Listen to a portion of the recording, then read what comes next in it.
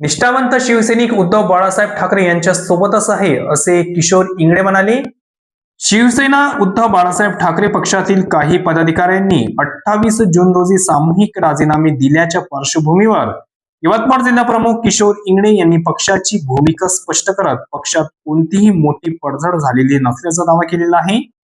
प्रसिद्धी पत्रकाद्वारे इंगळे यांनी सांगितले की राजीनामा दिलेले पदाधिकारी हे स्थानिक खासदारांनी पक्ष सोडण्यापासूनच शिवसेनेच्या कोणत्याही संघटनात्मक उपक्रमात सक्रिय नव्हते.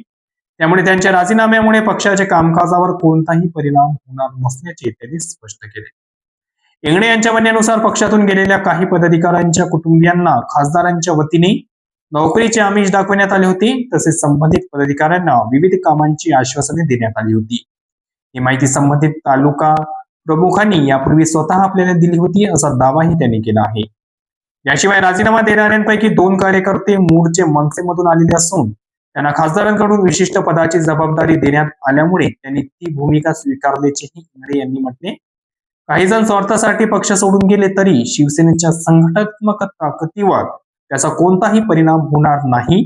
आगामी काळात निष्ठावंत शिवसैनिक आणि नागरिकांच्या बळावर यवतमाळात शिवसेना उद्धव बाळासाहेब ठाकरे पक्ष अधिक जोमाने वाढवण्यासाठी आणि संघटना अधिक मजबूत करण्यासाठी प्रयत्न सुरू राहतील, असा विश्वास किशोर इंगळे यांनी व्यक्त केला.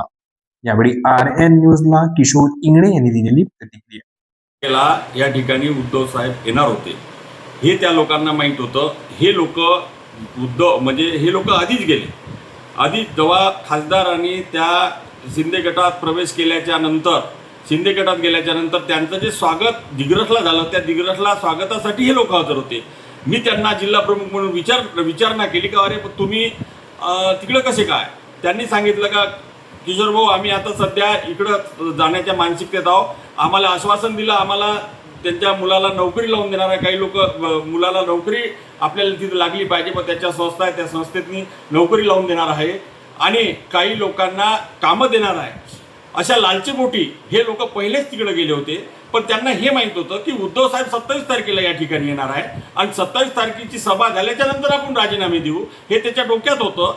आणि त्यांनी काय केलं का 27 तारीख उद्धव साहेब आल्याच्या नंतर उद्धव साहेबांची सभा चांगली यशस्वी झाली.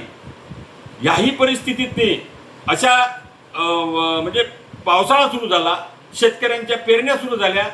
पेरण्याच्या टायमाने एवढे लोकांच्या मनात चीड होती, शिवसैनिकाच्या मनात चीड होती, म्हणून लोक एकत्र येऊन या ठिकाणी मोठी सभा यशस्वी झाली. या सभेला कुठेतरी छेद देण्यासाठी म्हणून या लोकांनी या ठिकाणी हे असं 28 तारखेला राजीनाम्याचं सत्र चालू केलं. म्हणून आपल्या पेपरच्या माध्यमातून एक